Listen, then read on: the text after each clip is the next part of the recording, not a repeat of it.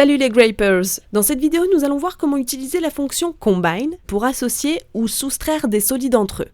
Lorsque vous avez plusieurs solides imbriqués les uns dans les autres, il est important, pour que l'impression se déroule parfaitement, de les faire fusionner en un seul objet. Ici, par exemple, la sphère et le cube sont indépendants les uns des autres. Nous allons donc sélectionner l'outil Merge.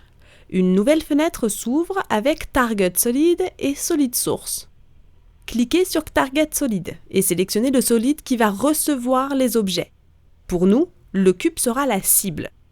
Dans un second temps, sélectionnez Source solide et choisissez l'objet qui va fusionner avec le premier. Ici, nous sélectionnerons la sphère. Enfin, appuyez sur Entrée.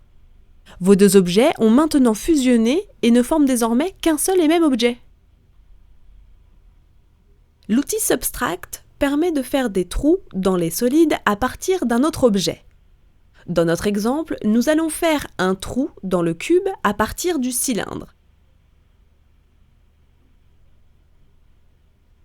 Une fois placé, nous sélectionnons l'outil Subtract. Comme précédemment, une fenêtre s'ouvre et nous devons choisir un objet cible et un objet source. Puis, nous appuyons sur Entrée pour valider. Le cylindre a bien laissé son empreinte dans le cube.